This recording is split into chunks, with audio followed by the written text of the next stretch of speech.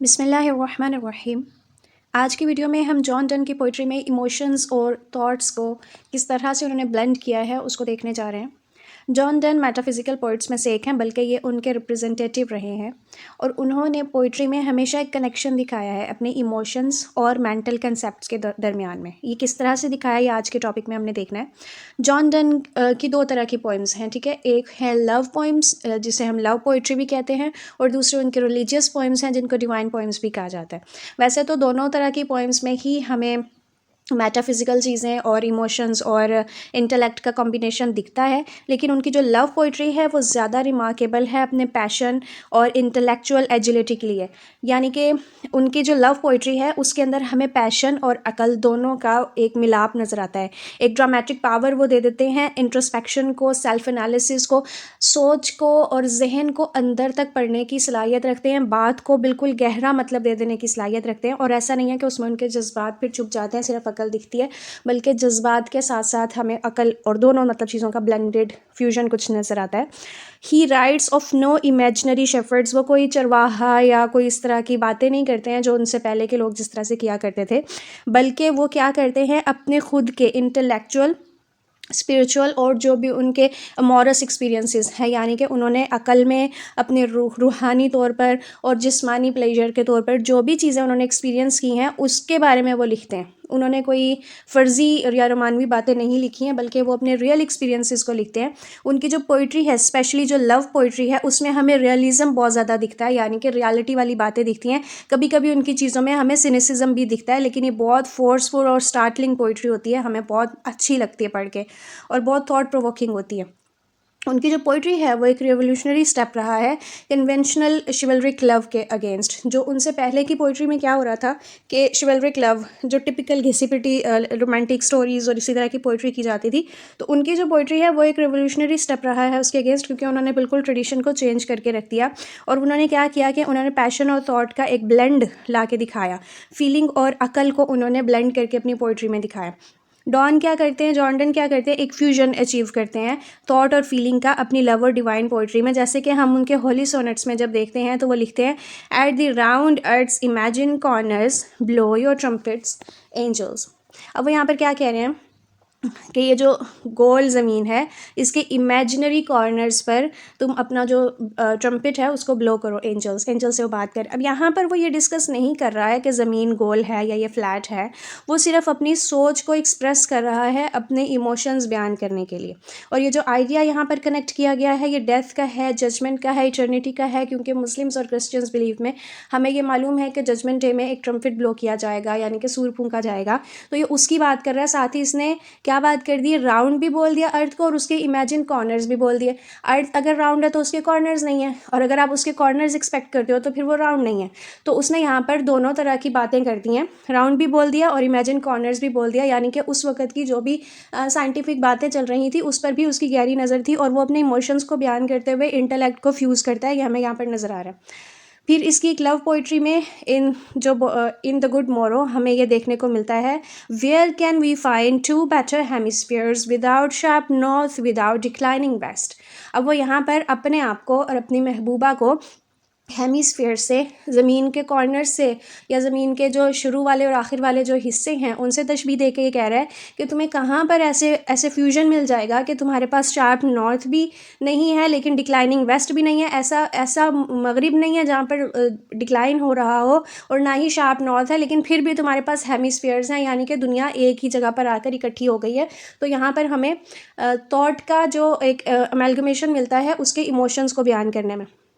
यहाँ पर हम पैशंस को डिनाई नहीं कर सकते कि जो उसने पैशंस बयान किए, उसने अपना लव बयान किया ना अपनी महबूबा के लिए, लेकिन जो ये लव है, ये जो पैशन है, ये फ्यूज़ किया गया है थॉट के साथ। और ये जो पोइम है कंप्लीट गुड मोरो की हम बात करें, ये पूरा एक लॉन्ग आर्ग्यूमेंट है अब ग्रेटनेस प्रूव करने के लिए, लव के एक्सपीरियंस की, कि लव कितना ज़बरदस्त एक्सपीरियंस है, उसकी ग्रेटनेस को वो प्रूव करने के लिए बहुत बड़े बड़े तशबीहात और इस्तेआरे पेश करता है। कंसीट्स जो यहाँ पर यूज़ की जाती हैं वो इस आर्ग्यूमेंट को बहुत ज़्यादा वो स्ट्रॉन्ग कर देती हैं कि उसकी बातों में हमें पैशन और थॉट की अमेलगमेशन मिलती है। जॉन डन की जितनी भी पोइम्स हैं वो एक पर्टिकुलर इमोशन से स्टार्ट होती हैं, और फिर वो उन इमोशंस को बयान करने में अकल का सहारा लेता रहता है। यानी कि वो हर ओकेजन को जो भी वो अपना लव को बयान कर रहा है इमोशनली, लेकिन वो उसको राइज दे देता है इंटेलेक्ट की, और उसको उसकी अंडरस्टैंडिंग को वो बयान करने में अपने लव के एक्सपीरियंस को इंटेलेक्ट के कपड़े पहना कर पेश कर देता है। उसका जो एक्सपीरियंस है बीइंग इन लव वो एक्सप्रेस किया जाता है विटी अकलमंद लैंग्वेज के साथ। डिफरेंट मूड्स वो बयान करता है एक लवर के।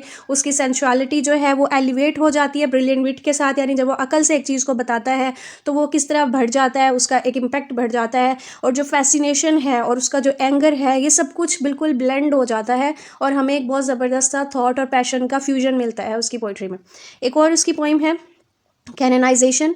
यहाँ पर भी हमें पैशन और थॉट की मिंगलिंग नज़र आती है। सुप्रीम फीलिंग जो है सेटिस्फेक्शन की लव में, वो इस लाइन में हमें पता चल रही है। Call us what you will, we are made such by love. तुम हमें जो मर्जी कहो, हम प्यार में ऐसे हो गए हैं। Call her one me another fly, चाहे उसको एक और मुझे दूसरा पंख कह लो, या वो मक्खी से भी तशबीह दे रहा है। We are shapers too and at our own cost die. Shaper कहते हैं उसको मोमबत्ती को, जो मोम की बनी हुई कैंडल होती है, ठीक है। वो कह रहा है कि हम वो भी हैं और हमने अपने टाइम पर खुद ही मर जाना है। We can die by it if not live by love. अगर हम प्यार में ज़िंदा ना रहे तो हम इसमें मर तो ज़रूर जाएंगे। तो यहाँ पर हमें कितने खूबसूरत तरीके से पैशंस दिखते हैं, और उसको उसने ब्लेंड किस तरह से किया थॉट के साथ। इंटेलेक्चुअल टोन भी है यहाँ पर पोइम में, कॉम्प्लेक्स कंसीट्स के साथ साथ, और उसके आर्ग्यूमेंट्स में हमें ये मिलता है कि वो किस तरह से इंटेलेक्चुअल टोन यूज़ कर रहा है। जॉन डन जो है वो यहाँ पर रीजंस देता है कि किस तरह से लवर्स को कैनोनाइज कर दिया जाता है, या उनको किस तरह से होली सेंट्स बना दिया जाता है। ये पूरी पोइम अगर हम पढ़ते हैं तो हमें यह कंसेप्ट मिलता है।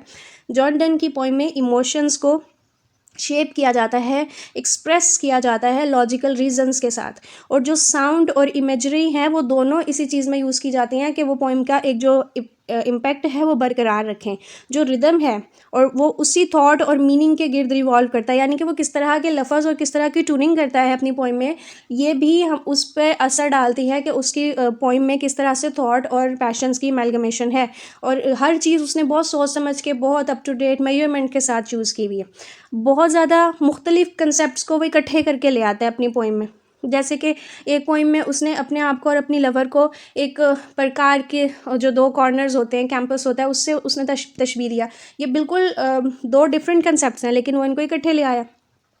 तो यहाँ पर हमें ये चीज़ भी मिलती है कि वो साइकोलॉजिकल एक्सपीरियंस देता है हमें, मुख्तलिफ शेड्स हमें नज़र आते हैं साइकोलॉजिकल एक्सपीरियंस के। इसी तरह उसकी एक पोइम है सनराइजिंग, इसमें हमें सफिशेंट नेचर मिलती है लव की, एक सक्सेसफुल यूनियन मिलता है हमें पैशन और थॉट का, सोच का, विट का। सन को उसने क्या बोला इसमें, बिजी ओल्ड फूल, अनरूली सन, सॉसी पेडेंटिक रच, यानी कि वो सन को डांट रहा होता है कि तुम क्यों हमारे बिस्तर पर तुम धूप दे रहे हो, मतलब वो सन को जिस तरह से डांट रहा है। तो यहाँ पर हमें उसके पैशंस और साथ साथ विट भी नज़र आ रहा होता है। जॉन डन जो है एक पैशनेट मूड में होता है, वो विट और कंसीट का इस्तेमाल करता है और अपनी बात को बहुत फंटेस्टिक और एग्जैजरेटेड वे में बयान करता है। जैसे यहाँ पर वो कह रहे हैं, she is all states and all princes I, nothing else is prince to do but play us, compared to these all honors mimic, all wealth alchemy, though sun art half as happy as we, in that the world's contacted this। अब वो अपने आप को और अपनी जो महबूबा है उसको वो किस चीज़ से कंपेयर कर रहा है। वो कह रहा है ये सारी सल्तनत जो इकट्ठी कर ली जाए तो वो मेरी महबूबा बन जाती है, और मैं इन सब का बेताज बादशाह हूँ, मैं प्रिंस हूँ। और हम क्या कर रहे हैं, हम लव मेक कर रहे हैं, और जितनी भी ऑनर्स होती हैं, जितनी भी वेल्थ होती है, वो हमारे इस लव के मुकाबले में कुछ भी नहीं है।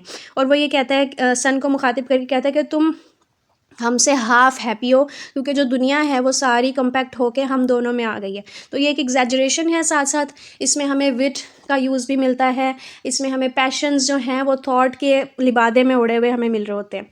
तो जो वर्ल्ड है लव की और इटर्नल वर्ल्ड की, ये आपस में अपोजिट तौर पर उसने दिखाए हैं कि किस तरह से जो लवर्स हैं उनकी एक छोटी सी दुनिया वो एक माइक्रोकॉस्म बन जाती है आउटसाइड वर्ल्ड की। यानी कि वो कहता है कि अगर आप और आपके लवर आपके एक दूसरे के साथ हो तो आपका एक दूसरे के साथ होना सबसे बड़ी चीज़ हो जाती है, उससे बड़ी हैप्पीनेस कोई दुनिया में हो ही नहीं सकती है।